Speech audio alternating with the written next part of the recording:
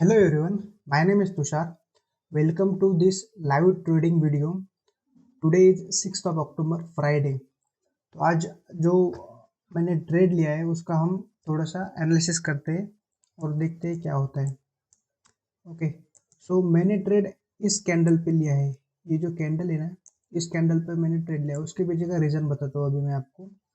तो अगर हम 15 मिनट टाइम फ्रेम पर अगर चलते हैं तो यहाँ पर है ना, एक ट्रेंड लाइन हमारे पास है जो कि बहुत बार टेस्ट हो चुकी है।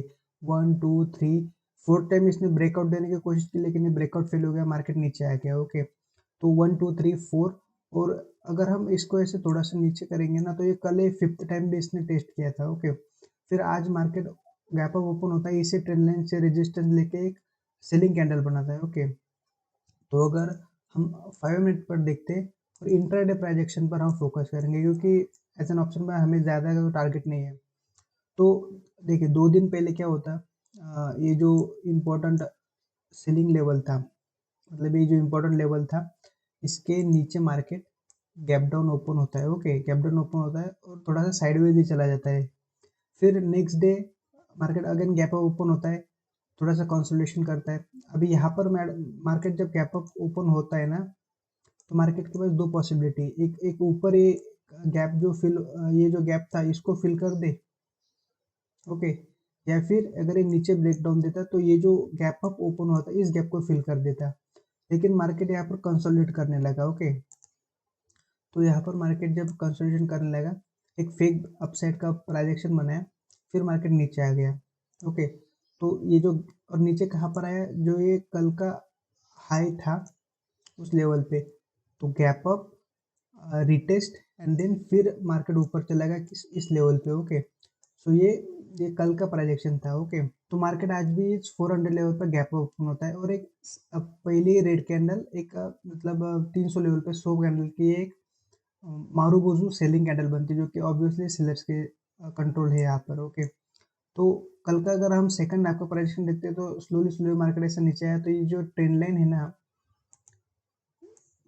ये ट्रेंड लाइन और ये कल का जो क्लोज है, कल का लो और ये क्लोज, तो ये जोन हमारे लिए सपोर्ट जोन एक्ट करेगा। ओके, इस ट्रेंड लाइन का ब्रेकआउट एक्सपेक्टेड एक्सपेक्टेड है और इसका फर्स्ट टारगेट हमारा ये 700 लेवल रहेगा। ये जो लेवल है ना, जहाँ पर ये ट्रेंड लाइन का ब्रेकआउट फेल होकर मार्केट नीचे फ्लो में गिरा था, तो ये हमारा 700 फर्स्ट टारगेट रहेगा।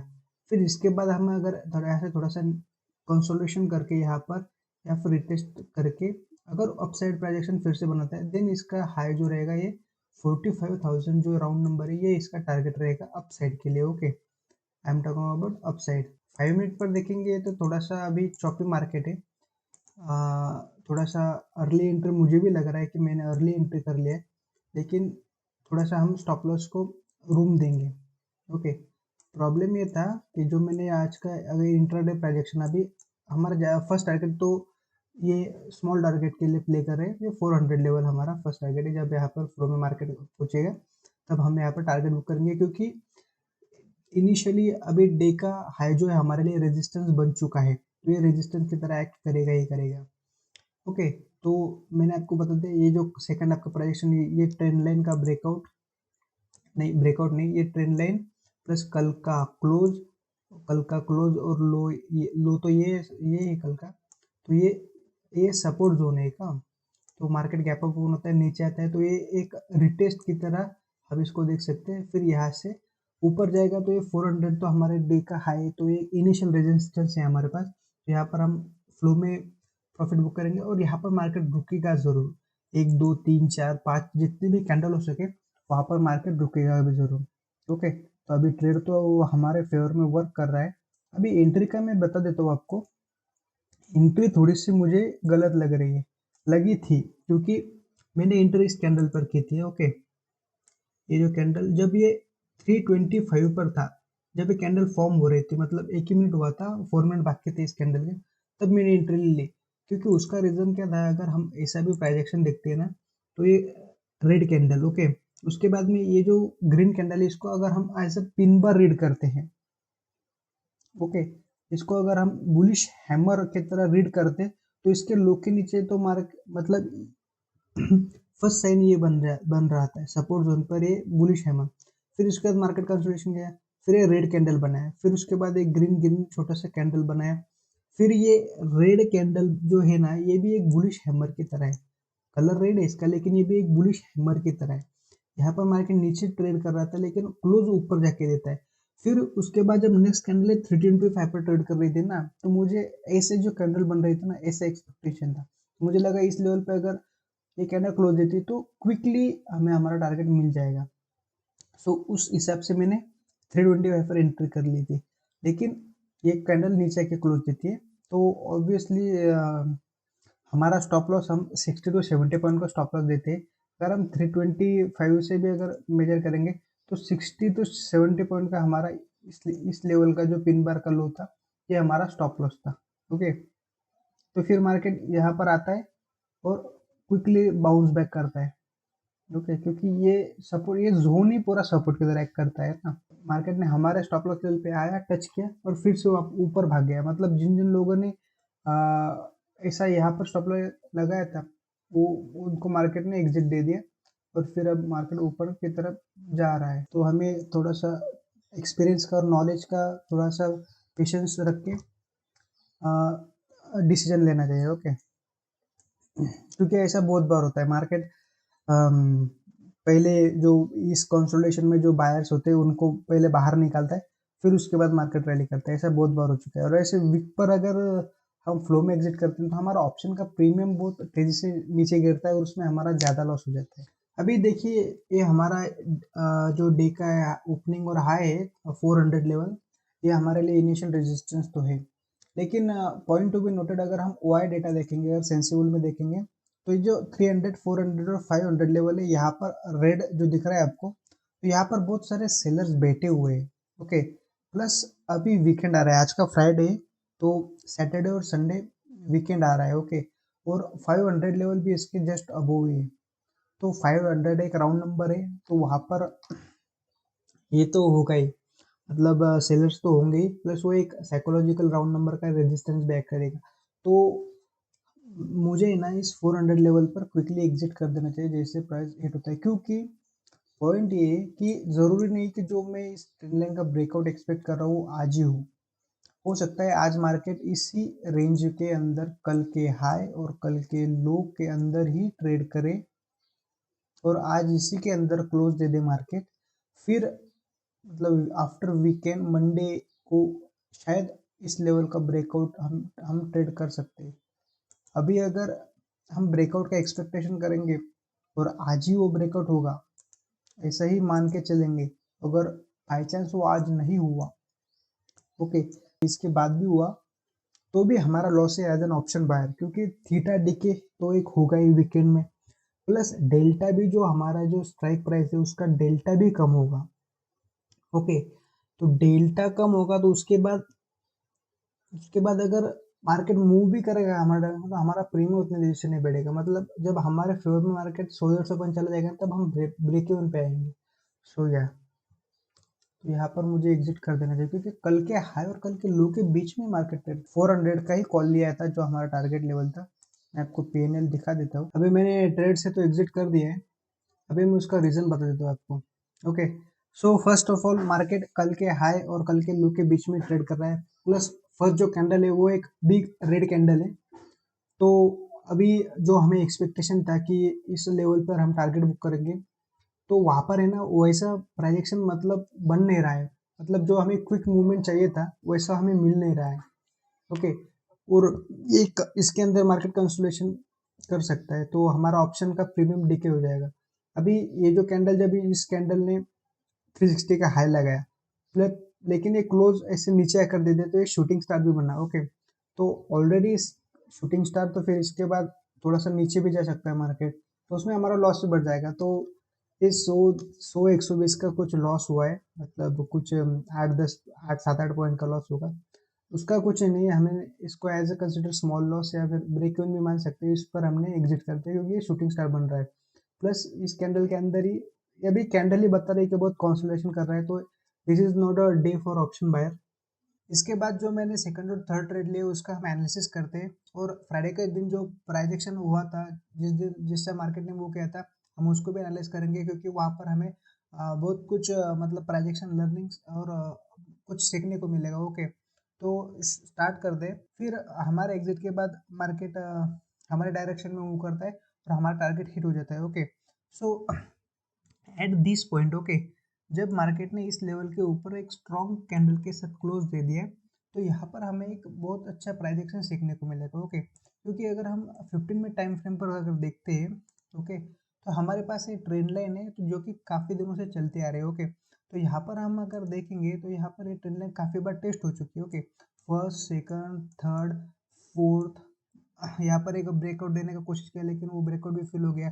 फिर उसके बाद ये फिफ्थ और ये आज का 6th डे था। ओके, तो अगर हम इस कैंडल को अगर देखेंगे, तो ये कैंडल एज एन इस ट्रेंड लाइन का ब्रेकआउट भी हम इसको रीड कर सकते हैं। ओके, ये हो गया 15 मिनट टाइम फ्रेम। ओके, तो हम 5 मिनट के ऊपर देखते हैं। तो ये जो कैंडल थे ना, इसने ट्रेंड लाइन का भी ब्रेकआउट दे दिया था, प्लस प्रीवियस डे हाई और करंट डे हाई के ऊपर भी ब्रेकआउट दिया था। ओके, तो यहाँ पर एक अच्छी बाइंग अपॉर्चुनिटी हमारे लिए बनती है। ओके, लेकिन एट द सेम पॉइंट, जब इस लेवल का ब्रेकआउट हो रहा तब मैं मार्केट में प्रेजेंट नहीं था। I was having lunch, lunch कर रहा था, तो मैं यहाँ पर एंट्री नहीं ले पाया। फिर उसके बाद जब मैं वापस आया, तब मार्केट ऑलरेडी इस लेवल के आसपास ट्रेड कर रहा था। ओके, ये जो लेवल इस लेवल के आसपास ट्रेड कर रहा था, तो अभी यहाँ पर बाय करना थोड़ा लेट हो चुका था, तो मैं रिटेस्ट का वेट करने लग गया। ओके, कि अगर मार्केट यहाँ पर थोड़ा सा कंसोलिडेशन करता है, उसके बाद अगर कोई रिटेस्ट अपॉर्चुनिटी मिलती है, तो उसके बाद एंटर करेंगे। ओके, अगर हम इस ट्रेड लाइन का ब्रेकआउट अगर ट्रेड करते हैं, तो हमारा फर्स्ट टारगेट ये 700 लेवल था, फिर उसके बाद ये 45,000 का लेवल हमारा टारगेट निकल के आ रहे थे। ओके, तो बैक ऑफ द माइंड मेरे, I was waiting for the retest opportunity, कि बाइंग साइड में मैं अभी मार्केट को देख रहा था। ओके, लेकिन जब यहाँ पर मार्केट यू टर्न लेता है और यहाँ पर एक पॉज कैंडल बना के जब धीरे धीरे मार्केट नीचे आने आने लगता है, तब जिन लोगों ने यहाँ पर बाय किया होगा, इस ब्रेकआउट पर बाय किया होगा, वो सारे बायर्स ट्रैप हो गए थे। ओके, तो जैसे जैसे मार्केट नीचे आने लग गया, तो उनका स्टॉप लॉस हिट होने लग गया।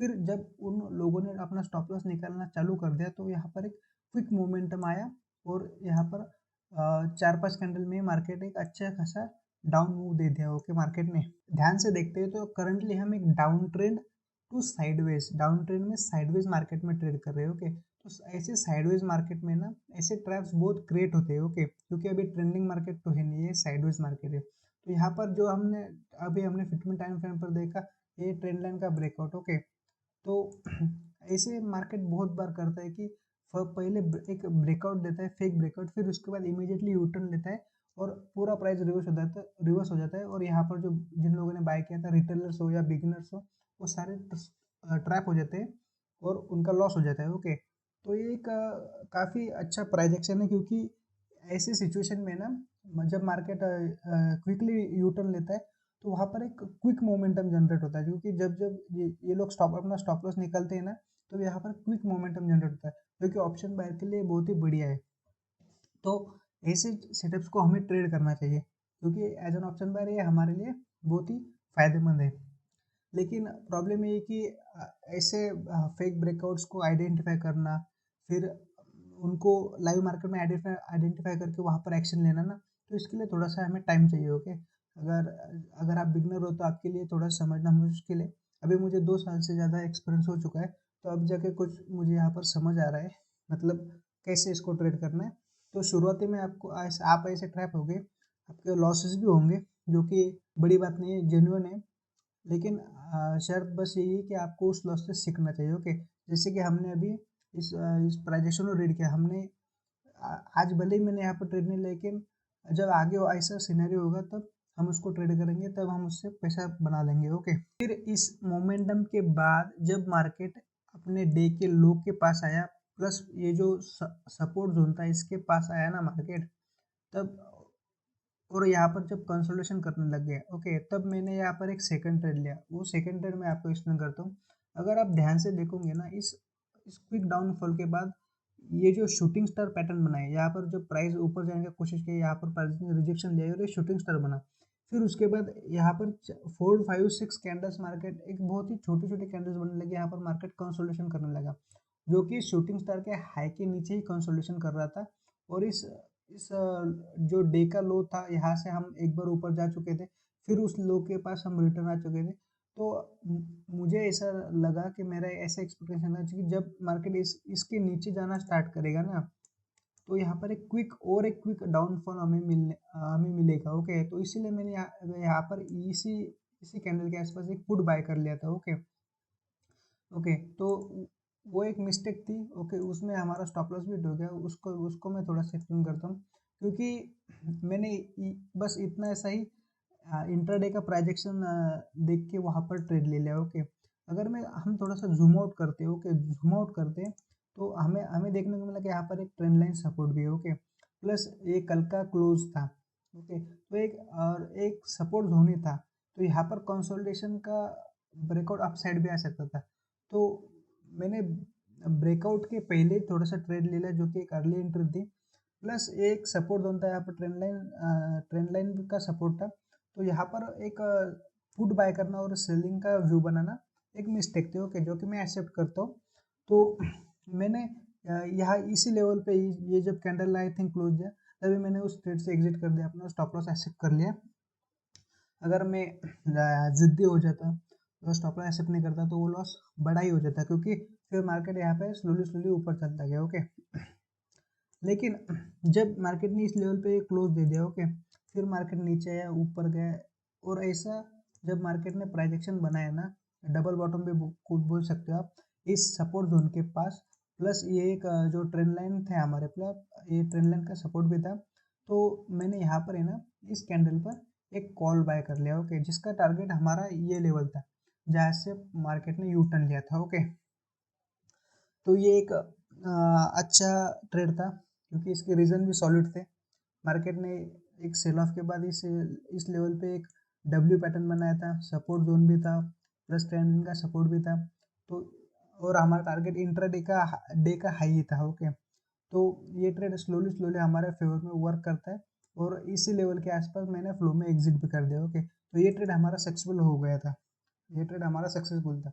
अभी मैं आपको पीएनएल दिखा देता हूँ। तो ये जो पुट मैंने आपको बताया, उसमें 390 का लॉस था, प्लस पहली बार इस कॉल में हमारा कुछ 200-300 का लॉस था, फिर उसके बाद में 957 का हमारा प्रॉफिट था। तो ओवरऑल हमारा 567 का हमारा प्रॉफिट था। पिछले 8 से 9 दिनों से कंटिन्यूस में लॉस कर रहा था। ओके, मतलब एक भी दिन ऐसा नहीं था जहाँ पर मैंने डे को ग्रीन में क्लोज किया था। ओके, प्रॉफिट घर आ ही नहीं रहा था। ओके, कुछ भी हो जाए, साइडवेज मार्केट तो था ही इस वीक में, प्लस कुछ ट्रेड वर्क किए, कुछ नहीं वर्क किए, लेकिन ओवरऑल एक साइडवेज तो चॉपी मार्केट था। तो ओवरऑल डे टैक्सेस और ब्रोकरेज लगा के ओवरऑल लॉस में डे क्लोज हो रहा था। ओके, तो आज जब मार्केट इस लेवल पे पहुंचा, ये जो ट्रेड हमारा लास्ट का कॉल जो वर्क किया ना, तब मेरे माइंड में बस यही था कि मुझे आज का दिन ग्रीन में क्लोज करना है। ओके, क्योंकि फिर वीकेंड आ रहा था। ओके, ये फ्राइडे था। ओके, तो मेरा सोल फोकस ये था कि आज का दिन कैसे भी करके ग्रीन में क्लोज कर दे। तो जब मुझे इस लेवल पे फ्लो में मार्केट इस लेवल पे बिग कैंडल बनाने लग गया ना, तभी मैंने एग्जिट कर दिया। ओके, फिर उसके बाद मैंने लैपटॉप बंद कर दिया और मैं ट्रेडिंग बंद कर दी, क्योंकि और अगर मैं रुकता तो मुझे कोई ना कोई ट्रेड दिखता, मैं उसमें ट्रेड लेता, तो फिर वो प्रॉफिट भी लॉस में कन्वर्ट हो जाता। फिर यहाँ पर मार्केट वैसे भी थोड़ा सा कंसोलिडेट करके नीचे ही आया। Okay, so I hope guys आपको ये वीडियो पसंद आ गया होगा। हमने जो प्राइजेक्शन यहाँ पर का एनालिसिस किया, जो प्राइजेक्शन हमने सीखा, उसको आप समझ गए होंगे। और स्पेसिफिकली ये जो ब्रेकआउट फेलियर का प्राइजेक्शन है, ये इसको आप ध्यान में रखिए, इसको आप बैक टेस्ट भी कीजिए, और ऐसा आप बैक टेस्ट करके आइडेंटिफाई कीजिए। मोस्टली ये साइडवेज मार्केट में ऐसा बहुत बार होता है। तो इस प्रोजेक्शन को अगर हम प्रैक्टिस करेंगे ना, तो ये बहुत ही अच्छा है एज एन ऑप्शन बायर के लिए, क्योंकि ऐसे मूव में जब आता है ना, तो ये पैनिक सिनेरियो क्रिएट हो जाता है, तो यहाँ पे क्विकली मार्केट डाउन डाउन में आ जाता है। ओके, और सेकंड लर्निंग हमने ये सीखी कि डे को हमने ग्रीन में क्लोज कर दिया। ओके, और यहाँ पर हम एक दो बार हम रॉन्ग भी प्रूव हो गए, लेकिन वहाँ पर मैंने स्टॉप लॉस एक्सेप्ट करके उस ट्रेड से एग्जिट कर दिया। ओके, जो कि अच्छी बात थी, क्योंकि अगर हम ऐसा रिवेंज ट्रेडिंग करेंगे या लॉस को होल्ड करेंगे तो स्मॉल लॉस से बिग लॉस में कन्वर्ट हो जाता है। फिर वो हमें हमारे ओवरऑल प्रॉफिटेबिलिटी पर फ़र्क डालता है। Okay, so thank you for watching, bye. अभी हमारा जो यूट्यूब चैनल है उस पर हमारे करंटली 2 सब्सक्राइबर है। एक सब्सक्राइबर तो मैं खुद हूँ मेरा, मैंने अपने सेकंड अकाउंट से इसको सब्सक्राइब कर लिया था मेरे इस दूसरे चैनल को। लेकिन ये जो सेकंड सब्सक्राइबर है प्लस 1 सब्सक्राइबर जो है, तो भाई आप जो कोई भी हो, आप इस वीडियो के नीचे कमेंट कर देना अगर आप ये वीडियो देख रहे हो, या फिर focustradingofficial@gmail.com पर मुझे एक मेल कर देना आपका पूरा नाम के साथ, क्योंकि आप मेरे इस यूट्यूब चैनल के फर्स्ट सब्सक्राइबर हो। फर्स्ट मतलब सेकंड हो, फर्स्ट में तो मैं ही खुद का सपोर्ट करूँगा पहले बार। तो आप वैसे भी आप एक फर्स्ट सब्सक्राइबर हो इस चैनल के, तो आप मुझे कमेंट में अपना नाम दीजिए या फिर मेल कर दीजिए, मैं आपको ज़रूर याद रखूँगा। आप इस जर्नी में मेरे पहले साथी हैं, तो फ्यूचर में जब हमारा चैनल डेफ़िनेटली जब बड़ा होगा, जब हम ग्रो करेंगे, तब डेफ़िनेटली मैं आपको याद रखूँगा। और मेरे मेरे से अगर कुछ भी सर्विसेज़ मैं फ्यूचर में चालू करता हूँ, तो आपको उसका बेनिफिट मिल जाएगा, क्योंकि आप मेरे फर्स्ट सब्सक्राइबर हो। Okay, thank you.